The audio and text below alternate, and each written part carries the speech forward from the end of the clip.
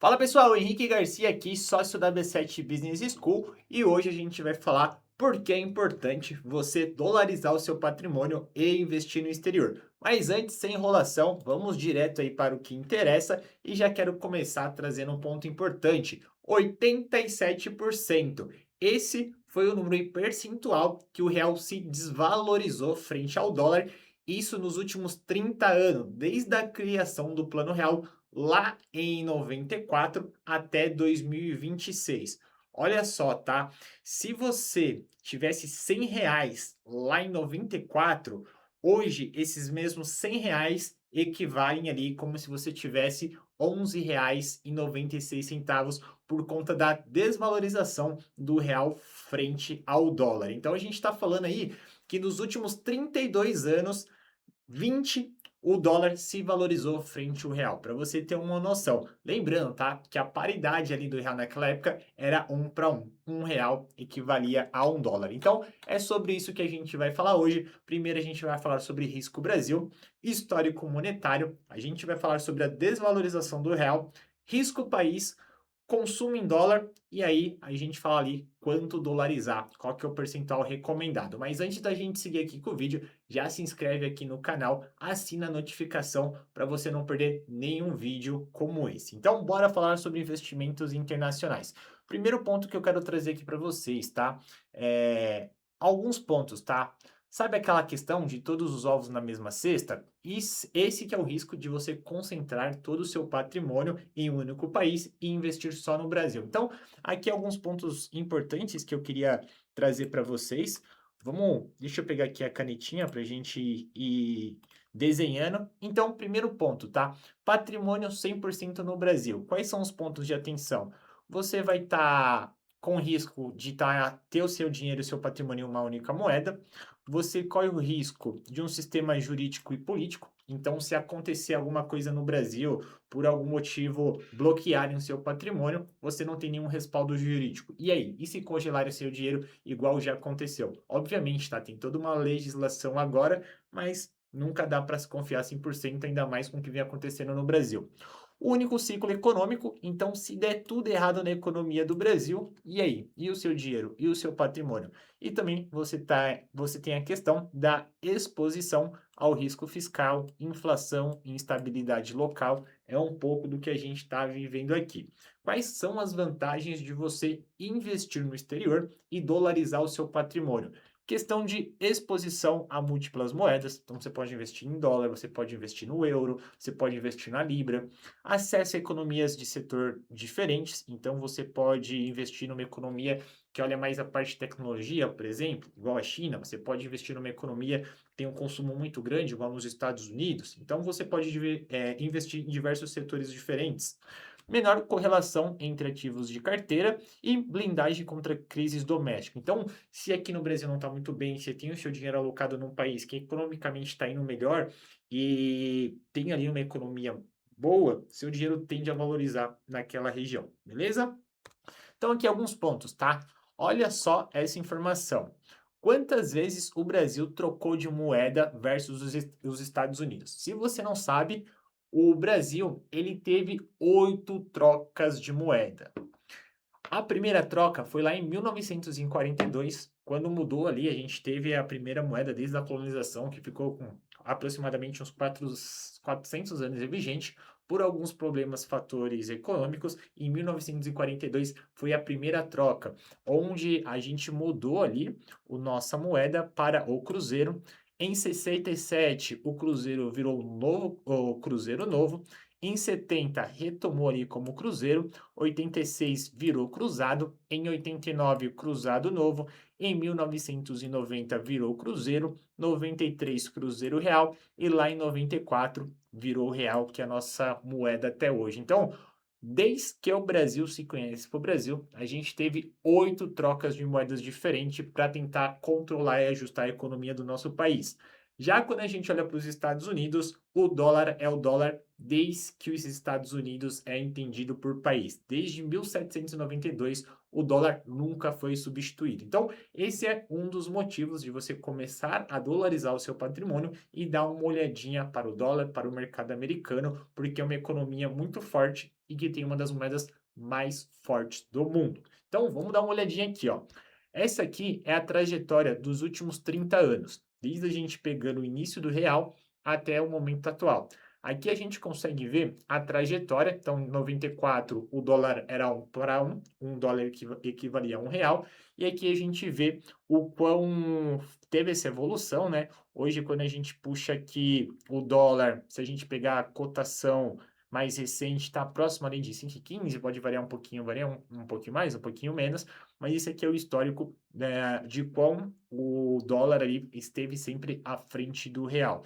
Então, esse aqui é um breve histórico para vocês terem uma noção. E aqui eu separei alguns dados não, né? Separei esse gráfico aqui para vocês darem uma olhadinha. O que que é isso aqui? O CDIs, ele é um indicador ali que a gente consegue medir qual que é o risco de um país dar calote. Então, serve ali como indicador de percepção de risco global. Então, pega ali os países e aí o que que significa, tá? Esse CDIs. Quanto menor esse número de CDIs, significa que é menor o risco de calote percebido pelo investidor investindo dentro daquele país. E aqui tem alguns que eu puxei aqui para a gente olhar. E olha só como que o Brasil tá. Então, a gente está aqui, ó, o Brasil, esse destaque em amarelinho. Se a gente for comparar aí com a Argentina, cara, a gente não tá tão mal assim. Então a gente vê que o risco da Argentina dar um calote, pô, é muito grande. A gente tá falando aí de 560 pontos.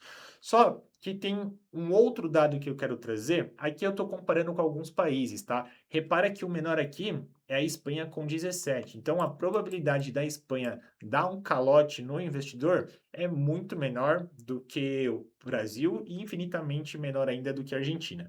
Só que quero fazer um jogo com vocês. Vamos pegar isso aqui. Ó, separei aqui alguns países. E agora seja muito sincero comigo. O quão você investiria o seu dinheiro em Taiwan, no Kuwait, na Malásia, em Macau e até no Cazaquistão?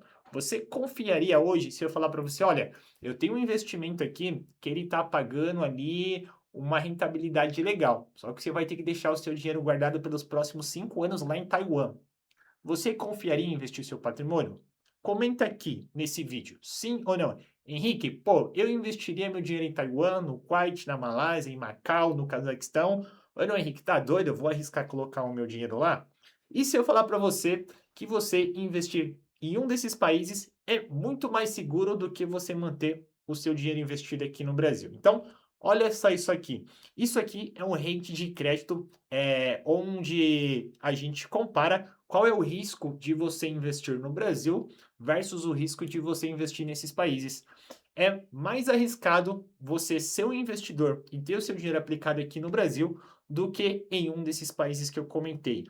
Olha a nota de rate de Taiwan. É uma das maiores notas de confiança. É um double A, que eles falam, né? São dois As. Quando a gente olha que a gente vai fazer uma análise de uma empresa ou uma análise de um país que a gente está vendo aqui, tem os rankings. O ranking maior é o Triple A, que são os 3 As. Depois vem o Double A, que são esses 2 As, um A, e aí vai para a classificação B. Taiwan, olha, ele tem 90 pontos de confiança. É um dos melhores rates do mercado. O que que isso significa? Significa que é um país que, pela classificação, tem as casas de análise, tá? Que estudam, faz todo um estudo ali para fazer esse tipo de classificação. O risco de você investir em Taiwan e tomar um calote, você perder o seu investimento, cara, é muito baixo. É mais fácil o Brasil dar um calote do que Taiwan, do que Macau, Kuwait e Malásia. Cazaquistão é mais confiável do que a gente aqui no Brasil. Por isso que a nossa taxa de juros aqui, por exemplo, estamos próximo ali de 14%. O que que a gente tem uma taxa de juros a 14%? Isso é muito ruim para o Brasil, porque reflete isso aqui. Quando o Banco Central ele coloca que a gente tem uma taxa de inflação alta, ele faz isso para controlar a inflação. Só que isso também traz uma mensagem para o mercado que, olha, cara, se no Brasil eles estão pagando uma taxa de risco de 14%, significa que alguma coisa lá não está muito boa. Então a gente está pagando uma taxa muito alta para atrair o investidor para cá. porque se a gente não fizer isso, o investidor ele não aplicaria aqui no Brasil. Então isso aqui é para você comparar, tá? Por que que eu estou trazendo isso? Porque quando a gente compara com o mercado americano é infinitamente mais seguro. É um dos países que está entre os top rates ali e tem uma das melhores notas de confiança. Isso aqui eu peguei para vocês terem uma noção, tá? Se você acha que o dinheiro está seguro aqui no Brasil, tem outros países que é muito mais seguro você deixar o seu dinheiro investido. Aqui peguei alguns países para fazer essa brincadeira com vocês, mas quando eu trago em questão de dolarizar o patrimônio, eu quero que vocês olhem principalmente para o mercado americano, para você começar ali ter parte do seu dinheiro dolarizado, você começar a olhar para ativos financeiros como o dólar, como o ETF ou um fundo internacional, perfeito? Então aqui é o rate de crédito do Brasil. Então aqui é uma comparação, tá? Aqui embaixo a gente fala que são os high yields, que são os mercados mais especulativos. E aqui a gente tem um grau de investimento mais elevado. Quando a gente olha para a nota do Brasil, S&P Global, Fitch Rate e a Moody são casas de análises onde elas fazem um estudo ali daqueles países e elas vão fazer essa definição. Segundo o SP, a nossa nota de BB é a mesma ali classificação da Fitch e a Model coloca a gente ali como BA1. Então significa que a gente está, se a gente for pegar consideração aqui do SP Global, que é esse aqui, ele diz o seguinte: a gente está 2 degraus abaixo do grau de investimento. Então a gente está um pouquinho abaixo de um país muito confiável para a gente estar, para vir um investidor, um estrangeiro, um americano, um russo ou um outro país e aplicar os recursos aqui no Brasil. É a mesma nota do Fitch. E se a gente for olhar a classificação da Modos, a gente está 1 degrau abaixo de investimento. Então, estável, estável e positivo, a gente não está tão ruim assim no mercado, olhando essa classificação de análise global como um país para estar investindo. Tem outros países muito piores do que a gente, se a gente for analisar esse grau de risco de investimentos. O que eu quero trazer aqui para vocês, tá? Vamos lá. Quanto o brasileiro já gasta em dólar sem perceber? E aí, eu quero entrar num outro ponto, tá? Até aqui foi só mostrar para vocês que é seguro vocês estarem investindo em outros países, tá? É muito arriscado, vou investir nos Estados Unidos? Esquece, tá? Bem mais tranquilo, é um dos países que tem um dos maiores rates. Se você for investir, por exemplo, o Tesouro Americano é o tesouro mais seguro do mundo. E aí eu quero fazer uma provocação para você. Quanto um brasileiro já gasta em dólar? 18 bi são os gastos de brasileiro no exterior com cartões em 2025, tá? Isso significa 14% a mais do que o comparado a 2024. A gente está falando de 12,6 bi de gastos com viagens internacionais. Isso no primeiro semestre de 2026, recorde histórico desde 1995. A gente está falando aqui de mais de 37% de crescimento dos gastos internacionais com cartões no primeiro semestre de 2026 versus o mesmo período de 2025. E aí, por que que é importante você dolarizar o seu patrimônio? A câmera que eu estou usando para gravar esse vídeo, pô, mas Henrique, eu moro no Brasil, eu nem viajo, eu não gasto em dólar, eu não vou para fora. Meu amigão, sinto muito em falar e vou te mostrar uma pesquisa aqui. Praticamente uns 80% do que a gente consome tem algum custo dolarizado por trás. Essa pesquisa que eu vou te mostrar reflete um pouco isso. A câmera que eu estou usando aqui, apesar de eu morar no Brasil, ela veio dos Estados Unidos. O meu celular é um iPhone. Beleza, comprei aqui no Brasil? Comprei. Mas ele veio dos Estados Unidos. O notebook que eu estou gravando aqui também veio dos Estados Unidos. Então, basicamente, tem muitos produtos que a gente consome. Roupa, você vai comprar uma camiseta da Nike ou a minha Lacoste que eu tô aqui. A Lacoste não é uma empresa brasileira, veio de fora. Para chegar aqui no Brasil, teve um custo dolarizado por trás da operação de transporte de vir para cá. Então, tem muitos produtos que a gente compra, que a gente acaba consumindo, e a gente paga em real por estar aqui no Brasil, mas tem ali uma precificação em dólar, se a gente for pegar desde a produção até chegar aqui para a gente. E aí que entra esse estudo da FGV. A FGV fez um estudo ali de patrimônio e ela foi analisar todos esses bens, quais são os custos indiretos que tem a questão dolarizada e quanto que a gente deveria ter de patrimônio dolarizado investido em dólar só para compensar esse custo intrínseco. Então, em média, tá? Uma pessoa com renda média, para ela compensar e ficar no 0 a 0, 15% do patrimônio dela deveria estar dolarizado. Se a gente for pegar alguém de renda média alta, aproximadamente 20% do portfólio de investimento dessa pessoa deveria estar dolarizado em algum ativo com correlação ao dólar. E aí, se a gente for pegar, por exemplo, uma família alta renda, uma família mais rica, que o filho está estudando no exterior, ele viaja com frequência, esse percentual pode aumentar ainda mais. No meu caso, eu basicamente viajo umas 3, 4 vezes para o exterior. Agora, em setembro, por exemplo, vou estar indo para Nova York para acompanhar uma turma de alunos do nosso programa de MBA Internacional. Então, passagem aérea em dólar, hotel em dólar, vou comer lá, vou fazer compra, vou gastar um dinheiraço.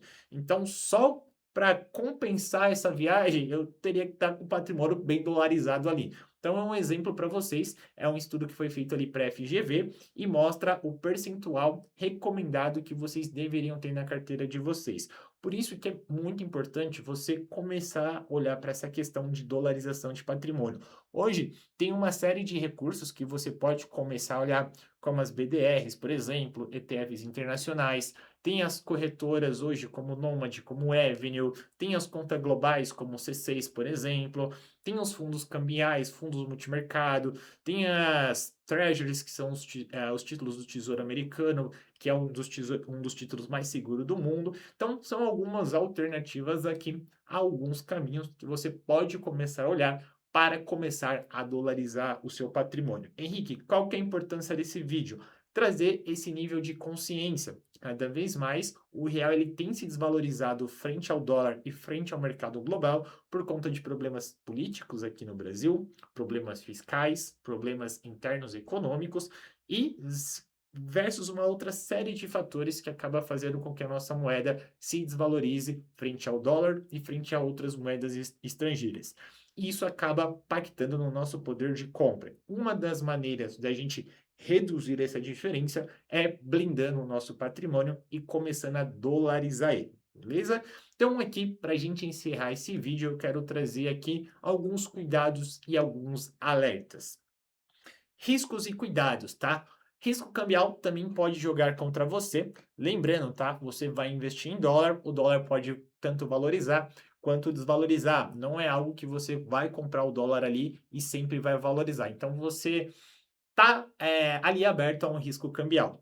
Questões tributárias, então isso aqui é muito importante, você ficar atento em questão de declaração, onde é o país que você vai investir, cada ativo que você vai investir no exterior pode ter uma regra de tributação diferente.